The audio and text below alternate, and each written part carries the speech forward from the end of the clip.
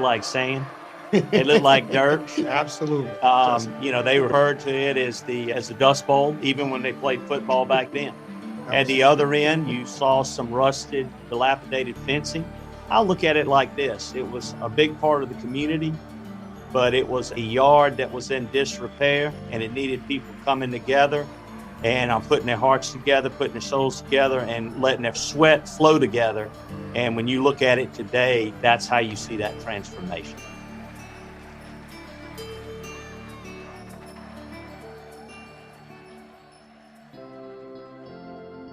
This is the story of how a small segregated high school in South Carolina won a state championship in 1963, despite playing on a field known as the Dust Bowl. Even calling the Dust Bowl a field was an exaggeration. There was no grass, and it was such a poor playing surface that it sloped 4 to 6 feet from one end to the other. The players themselves at Lakeview High School were shorter and smaller than their opponents, and yet they dominated them to the tune of 526 to 27. This means that over the course of 13 games, the average score was 40 to 2. This is also the story of a community that gathered to save the legacy of that team and to renovate the Dust Bowl. As of this year, it's green and level. The 4 to 6 foot slope is gone, and the field is outfitted with a high-intensity light system for night games, thanks to the generosity of a local power company called Dominion Energy. The high school itself has been transformed into a thriving community center, and today I have the privilege of talking with some of the people who made it all possible. I'm here with the 1963 team captain, Bennie Sulton, also chairman of the board for the Brooklyn Lakeview Empowerment Center. Joining us are Reverend Charles Jackson, former student and chaplain at Lakeview High School, and Keller Kissam, president of Dominion Energy, South Carolina.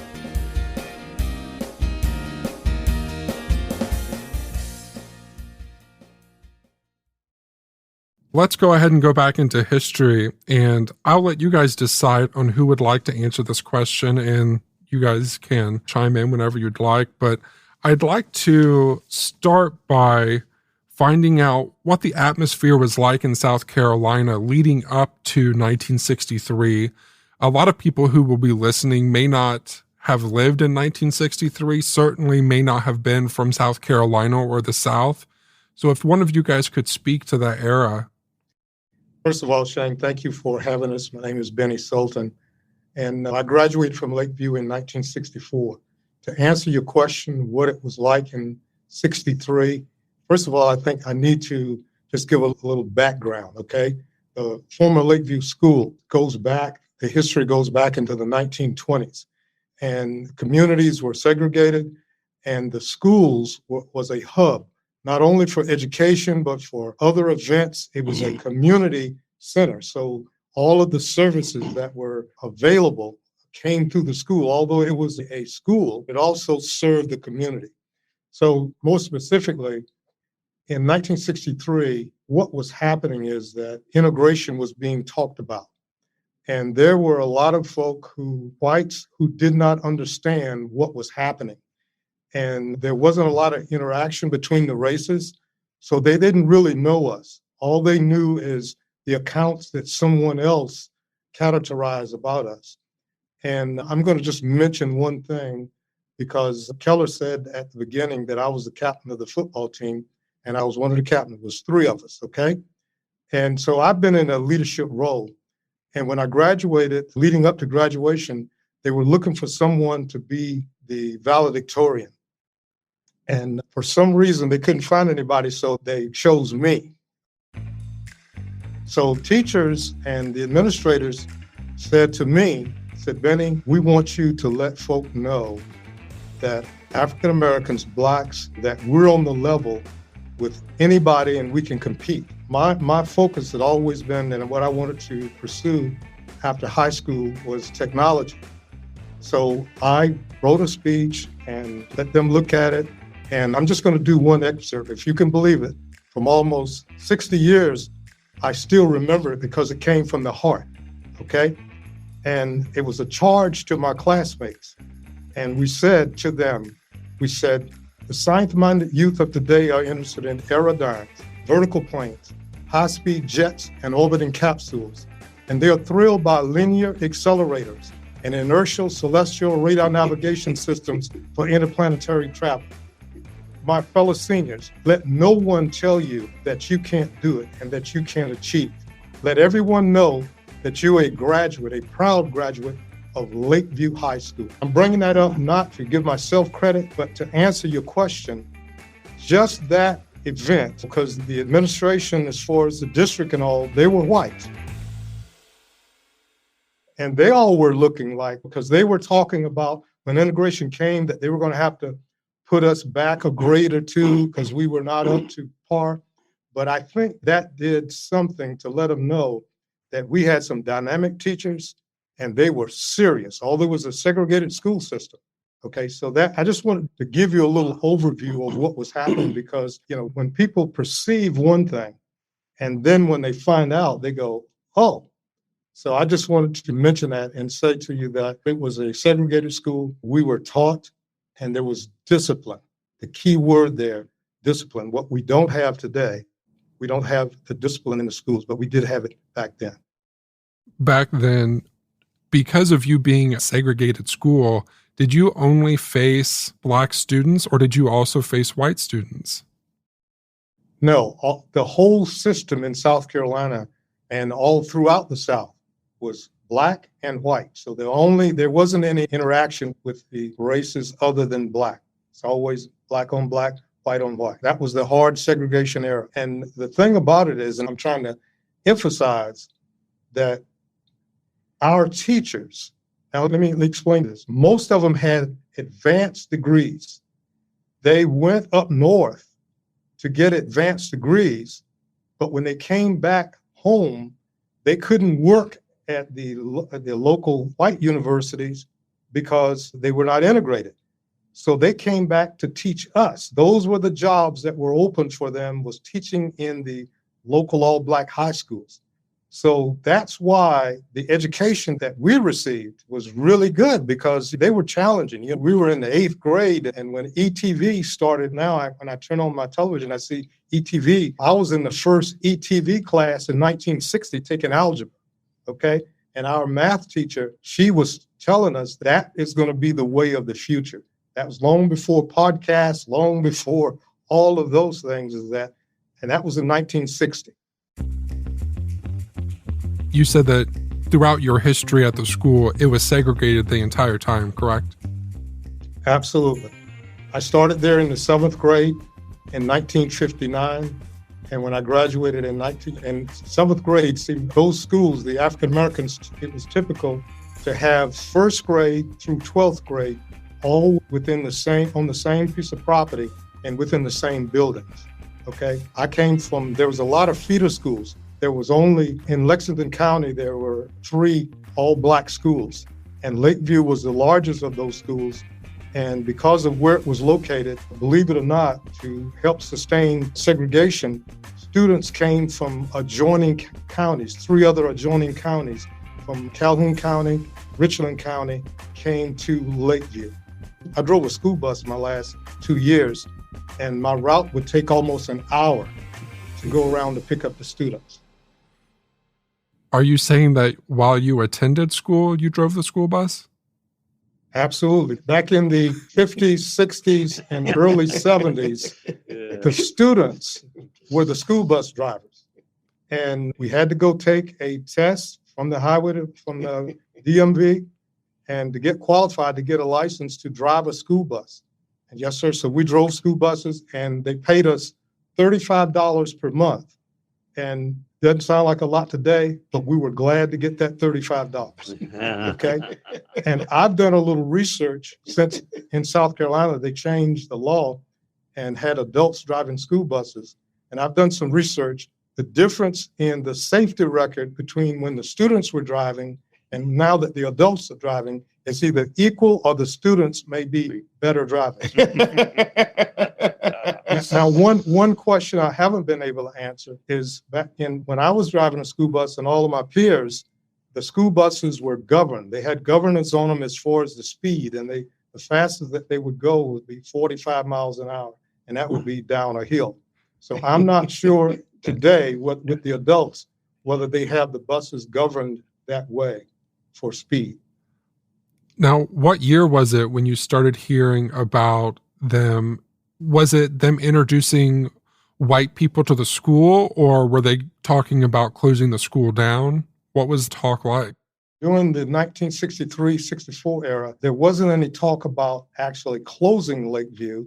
It was just that the schools would be integrated. We didn't know what that meant. We didn't know whether white students would be coming to our school or we'd be bused to other schools. We didn't know, but all we knew is that there was talk about that the Black students were not going to be on the same level.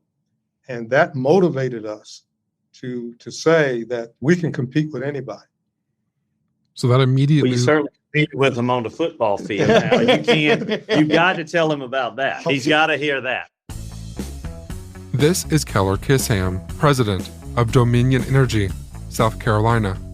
The academics is great, but he's got to hear about the football and the defense and the scores. So you got to tell him that. Let me do a backdrop, okay? When you're from a deprived area, even in segregation, when it was all Black, you had certain schools, all Black schools, that had more resources. They had all of the things mostly that needed. But Lakeview was in a deprived area, even going back into the 60s. And as football players, we knew that everyone expected us not to be able to perform or to win. That motivated us. So when we started playing, going back into the 50s, before I started playing, my uncles played on the team, and Lakeview always won. It was never whether we were going to win or not. It was going to be what the margin of victory is going to be. And then in my senior year, we all knew, because we were slightly undersized as players. Football players, the scouts and everybody is looking for big people. So we knew that we probably wouldn't get the opportunity to play at the college level. So our coach said to us in 1963, he said, I want y'all to go out and show everyone why Lakeview have held these championships and why we win all of these games.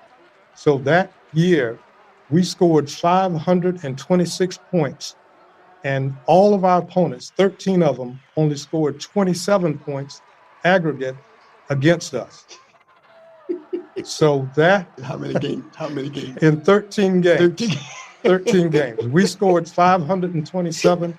So there was, and back in those days, for a Black school to get a headline in the local newspaper was a big deal. And one of the headlines, because some of the reporters came over and they went back and reported that 66-0 was a routine win for Lakeview Tigers. So we knew we took football to heart. We were trained like Olympic athletes. We studied the game, and our coach was a brilliant man. His name was Reginald Danner. And Danner said that size is only one factor. He said speed and know-how and the desire to win can overcome size. And that stuck with us. And he said this, he said, yeah, a player may be bigger than you, but he's not bigger than two of you. So everything that you do it as a team. Every tackle, it was always two people. Every time we did an end sweep, there may be 7 or 8 people leading around the end. Okay, so we raised this football thing to an art form. And we knew that we were, and then the whites, because of the segregation, they heard about us and they started coming over to this area, in the Black area. And this fence that Keller was just talking about, there's a row of homes along there. The whites would get up on top of, pay the Black people 50 cents or a quarter to get on top of their homes so that they could see the game. And we knew that we had an audience. And all of the other Black schools around that was much larger than us and had the resources, they came over. And our coach would always tell us, he said, they're coming to see y'all lose. And when he said that, we knew that It wasn't going to be 40 to nothing or 30 to nothing. It was going to be 50, 60 to nothing. So we did what we had to do. We took care of the business. I'm wondering if you could describe what the field looked like back then, and also if you could describe what a field would have looked like at a white school back then. That's a great point. The field named by the students, going back before my time, my uncle was in the school in the 50s, it was named the Dust Bowl because you couldn't find a blade of grass on it anywhere. It was until the city of West Columbia volunteered, our administrators went to them, and before a game, they would come with the fire engine and water the field down to hold down the dust. It was that bad.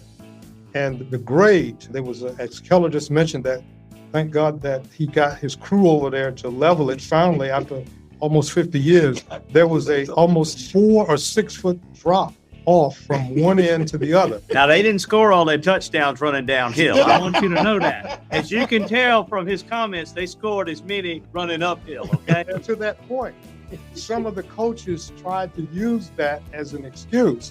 And our coach was a young, brash coach. And he told them at halftime how you normally change goals and switch going. He said, you can go downhill the whole time and we're still going to beat you.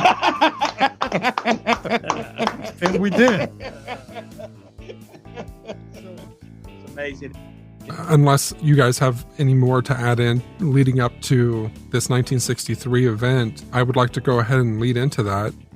Yeah. Let me just say this. You've been asking the questions and we've been trying to paint a picture of what the school was like. And as Keller said earlier, Pastor Jackson, Charles Jackson Sr., he was there until he was in the 10th grade. And then he was the product of the integration. So I'd like for him just to tell a little bit about that transition going from Lakeview to Brooklyn Case.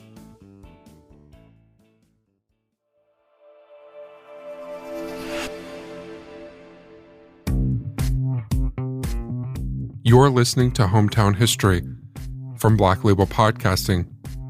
Let's take a quick break to talk about this episode's sponsor, Babbel. For most of us, learning a second language in high school or college wasn't exactly a high point in our academic careers. German was my language of choice, and I don't remember one word of it. Now, thanks to Babbel, the language learning app that sold more than 10 million subscriptions, there's an addictively fun and easy way to learn a new language. Whether you'll be traveling around abroad, connecting in a deeper way with family, or you just have some free time, Babbel teaches bite-sized language lessons that you'll actually use in the real world. With Babbel's 15-minute lessons, it's a perfect way to get some lessons in, even with my busy schedule. This time around, I'm learning French for an upcoming trip. I only have a couple more months to learn how to ask for a glass of water and which way the bathroom is. Right now, get up to 55% off your subscription when you go to babbel.com/hometown. That's babbel.com/hometown for up to 55% off your subscription. Babbel, language for life.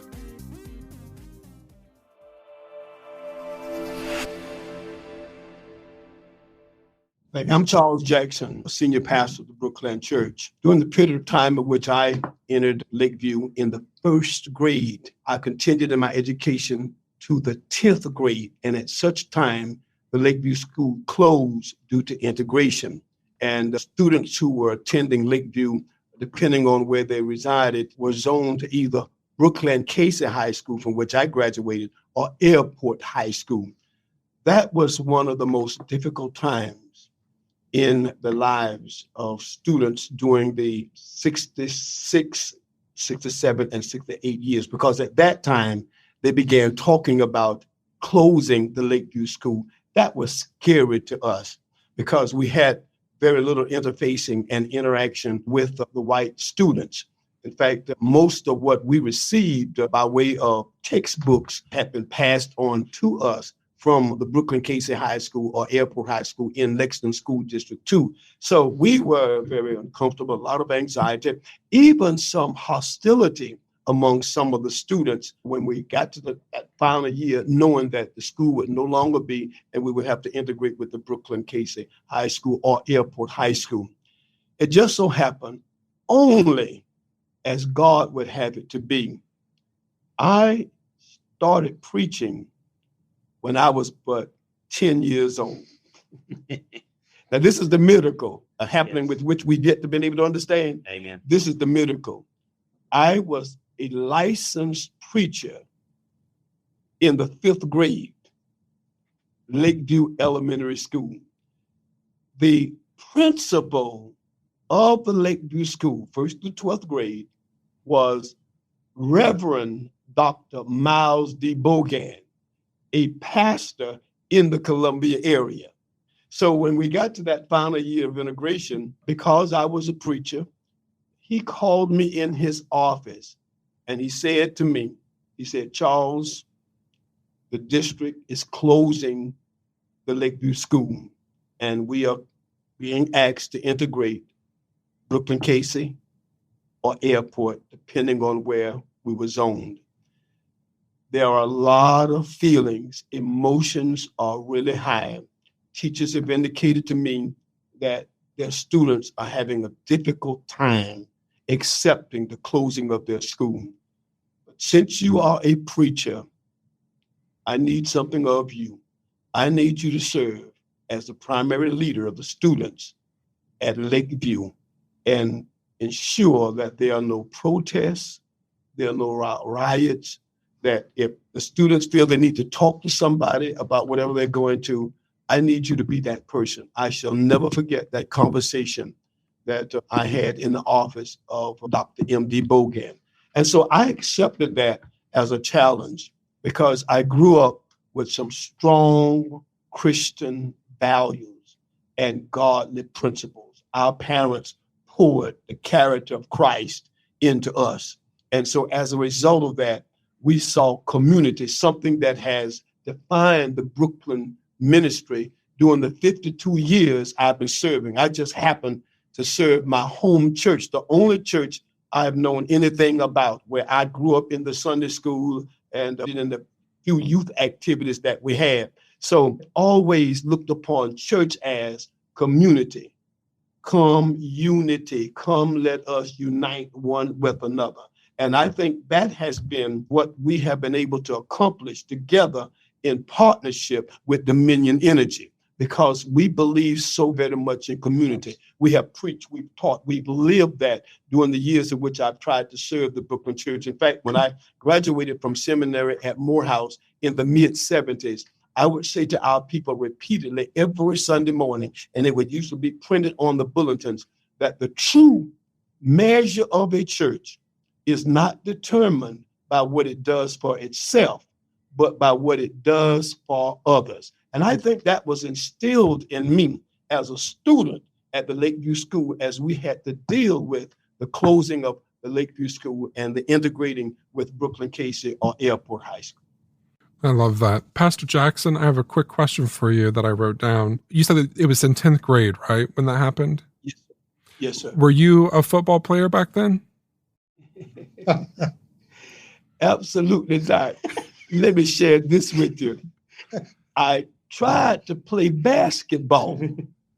And so I went out for the basketball team, 9th grade and 10th grade. And I was cut. Watch this.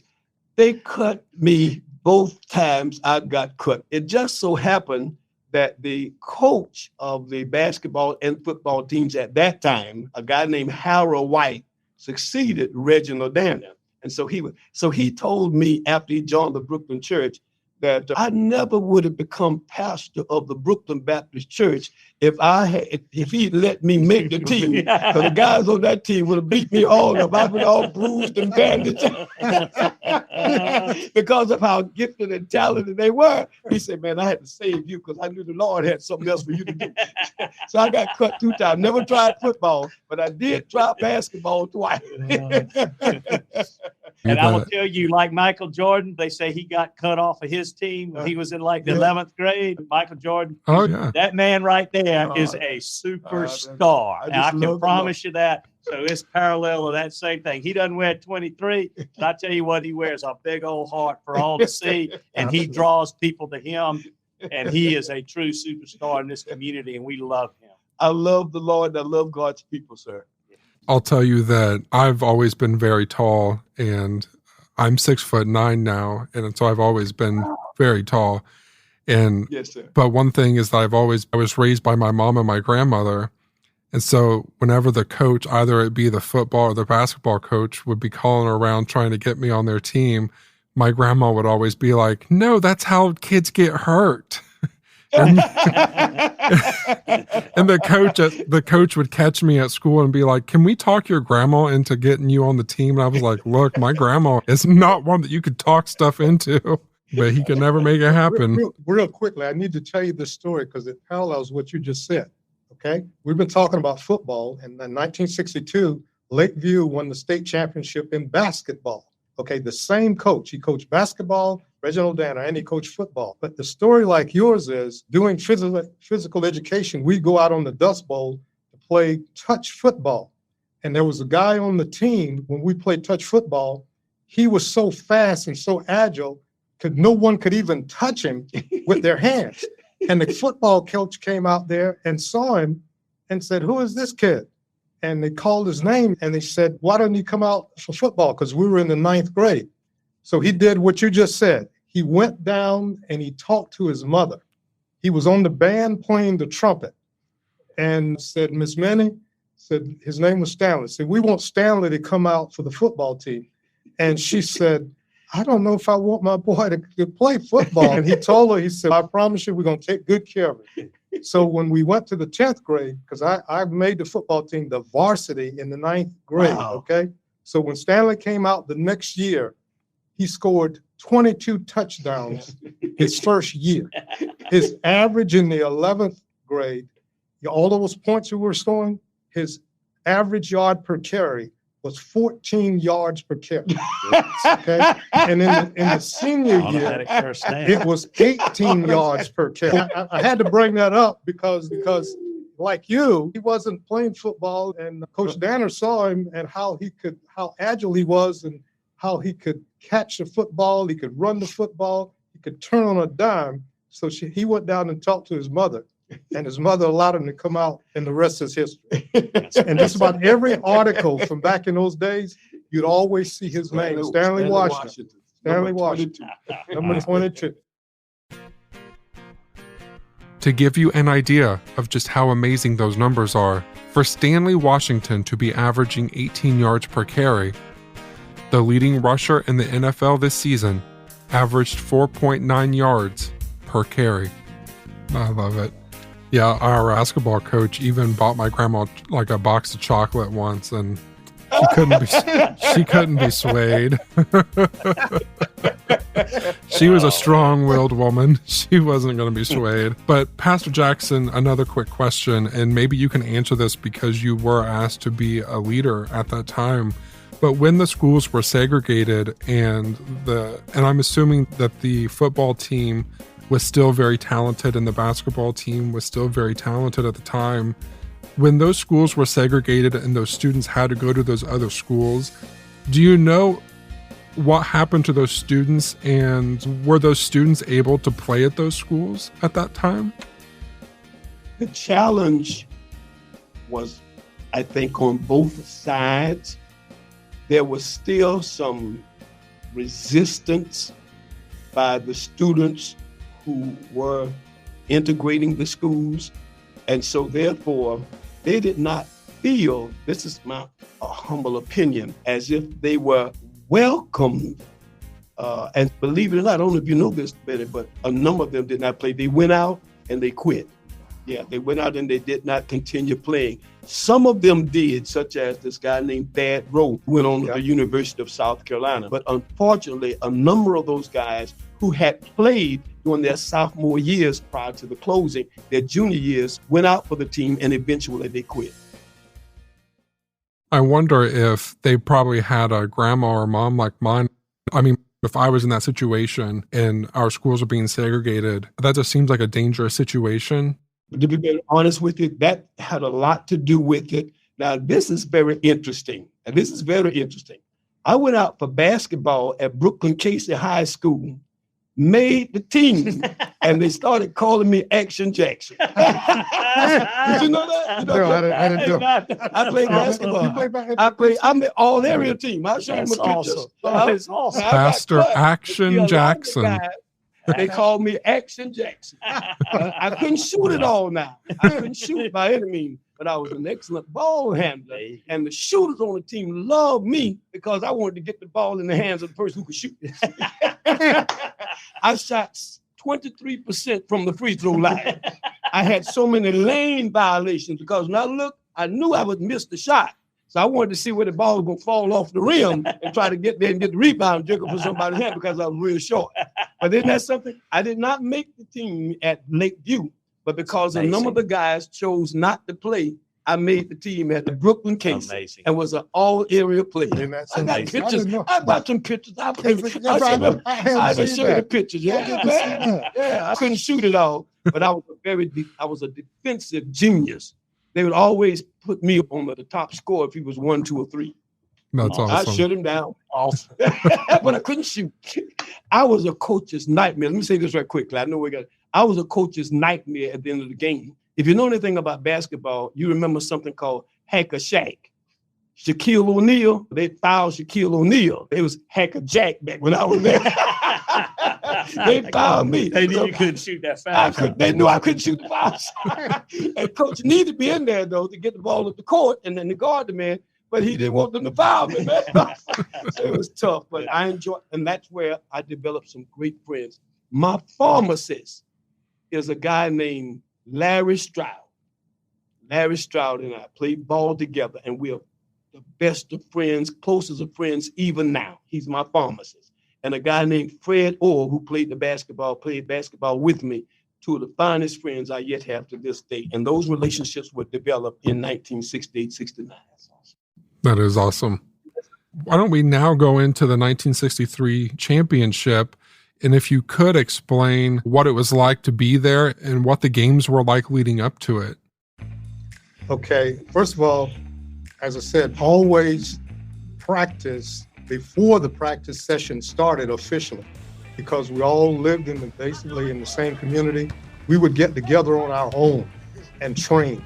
We didn't have all of the equipment. My daddy ran a garage, so he would give us some old tires, and we would tie the tires together and put a rope around our waist and drag it across the field to get our legs strengthened and to get our stamina up.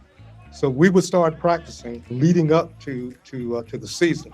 So the season of 63, because we had a very successful season in 62, and then we were so successful until the word was out that they're playing teams that are not really good or they're underperforming, those kinds of things. So we were hearing that.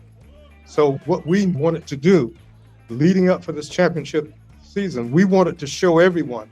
So there was a school out of Anderson, South Carolina, big school. It was all black, okay? West Side was the name of the school.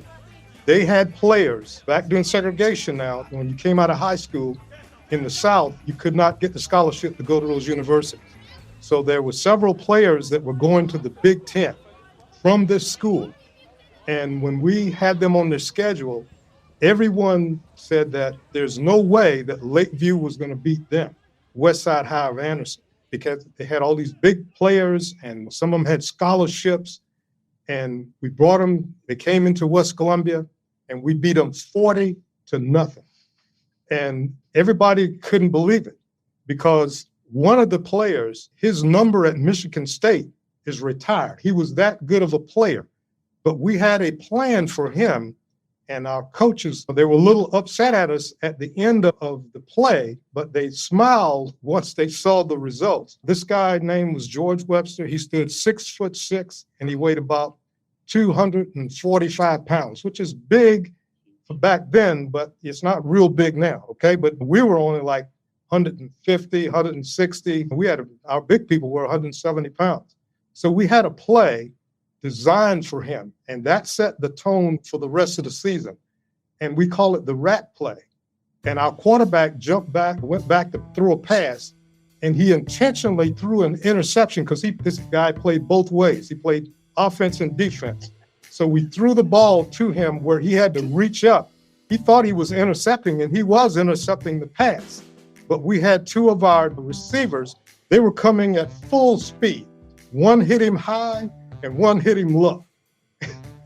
And the rest of the game, he was ineffective because he played the whole game. He was looking. He was looking. And now the kids, we came up with the play, and he came back in the game. He had to go out of the game, okay, because we hit so hard. So we came to the sideline. Our coaches looked at it, especially the head coach, Reginald Danner, he called everybody son, and because I was one of the captains, he said, "Son, what kind of play was that? We don't have any plays designed where we throw a pass to the opposition." And then he thought about it, and then he rubbed his hair back and he smiled. He said, "Boy, that was a smart play." So that whole season, wow, the championship year of '63, as I said, some of the teams that we were beating, no one thought that we could play with them. And when we would run up the score, our coach, he got criticism. He got a lot of criticism because he said we were running up the scores against these teams. It's all right to beat them. You beat them 60-7. We beat one school 76-0, okay? So they said, why? So by the end of the season, Coach Danner would take the first team out and put in the second team.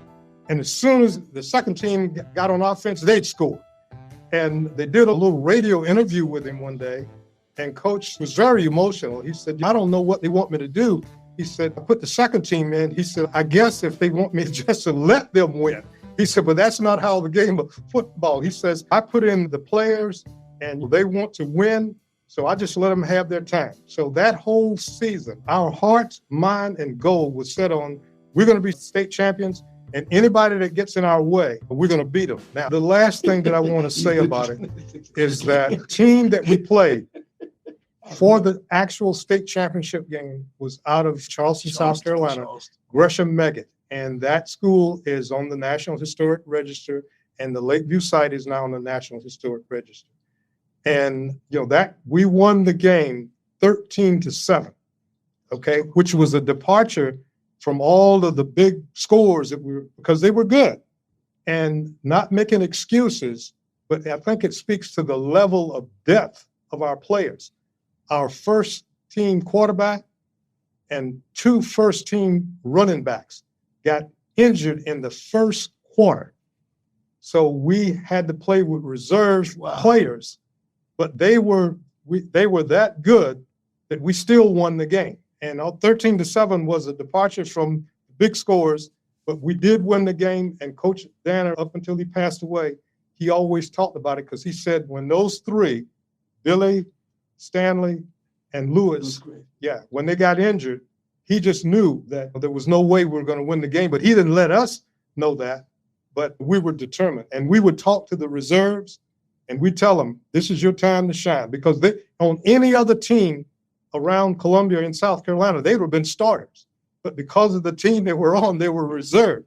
So we told them, I was one of the captains, we told them, this is your time to shine. And one guy who ended up becoming a preacher like Pastor Jackson, Eugene Green, he broke away for a 65-yard run. And the team just was elated because we knew he had that kind of talent, but nobody ever got a chance to see it because he was a reserve and he didn't get in the game. That game, we won the game, but like I said, it's something that we will remember and we'll take to our graves because we knew that you couldn't find a seat or nowhere in the place. And I'm saying whites were there in big numbers. We didn't know until 1996 that the district had recorded the game with an old 16-millimeter film camera. We didn't know because we were just kids. So in 1996, we were down at the district office talking about the buildings because we didn't want the buildings to be destroyed and all of those kinds of things. I'm saying the alumni. And one of the public relations people came over to me and said, we're cleaning out some things here because when integration came, a lot of the memorabilia items and all from the black schools were not maintained and saved. So he brought this little machine around and put these images started coming up. And he said, "Do you know what this is?" And I almost passed out. I couldn't believe it. Amazing. 33 years. And I said, "Where did you get this?" He said, "It was here in the drawer." So I took it. And like I said, I was in the technical field and I had a lot of people that knew video and relationships. So I took the film and had them to put it on the old VHS format. And I kept it that way for about 8 years. And then over the years, we've had it enhanced. And Keller saw some of the footage from, it's about 14 minutes of the game from 1963. And the play that the reserve running back broke away for 65 yards, it's as clear as day on that tape. It is. Okay? Yes. It was really something that we'll carry with us for the rest of our lives. Are you aware how our history is coming alive and is ever present before us now? That's because of what Dominion Energy did. Absolutely. That's why we're talking like we talk with such much excitement. There have not been that much talking about a conversation about that past until Dominion Energy did what they did. Sure, we wouldn't be having this conversation if they That's exactly right. Yeah, that's right, man. Bennie and Charles have been kind enough to share that footage with us, and it will be up on our social media. The video includes a series of different clips from over the course of that game. This is, I don't think I ever told Pastor Jackson. Now you can go back and ask some of the people from the time. After that season, the end of the season, after we won the state championship, there was a small black college in South Carolina called Morris College, and they had a football team. And Coach Dana approached their coach and asked them, did they want to play us? Because he wanted to see how good we were. He couldn't believe it. Exactly. Okay. And we thought the game was going to happen, but the coach from Morris College said, "No, I don't think I want to do it, because if I beat y'all, then we just beat up a little high school. And then if y'all beat us, then how did you let a little high school team beat you?" He said, so it's a no-win situation. But we were that confident. A lot of the players from the local all-black school here, Benedict College, they would come over. Frank Hunter, they would come over and practice with us and get out, and we would tackle them to say that we're not afraid. We don't care how big you are. And one of them, unfortunately, Frank Hunter, we hurt his ankle. He was a starting quarterback for Benedict College, and we hurt his ankle, not intentional, but it was football. And so he'd always talk about how tough we were. And one of the assistant coaches was from Florida. His name was Robert Jet Johnson. You ever remember him? Robert Jet Johnson was out of Florida, and he's in the Hall of Fame at the local college here in Columbia, Benedict College. And he was doing his student teaching at Lakeview during that season in 1963. And I'll never forget what he said when we were winning all those games. He said to our head coach, he said, "Danner, where did you get these kids from? I've never seen kids that want to win and so dedicated to the game." But see, we knew that the only way that we could get respect is that we had to go out there and show folk that, hey, we're serious about this game. Okay, so that's why when it came up time for the championship game, we were going to win. Fast forward 56 years, 2019, the community's 4 AAU Pop Warner football teams, 12 and under, 10 and under, 8 and under, 6 and under, did something never having been done in Pop Warner football in the state of South Carolina. All 4 of them won state championships the same year. And one went on to win, or was it 2 of them, the national championship in Orlando, Florida. And henceforth, the renovating of the football field for these champions now, some 56 years later. In the next episode, we're going to be talking more about the legacy of this team, the 1963 South Carolina state champions. Bennie, Charles, and Keller are going to walk us through the different renovations, what they mean to them personally, and what they mean to the people of West Columbia. Thanks for listening.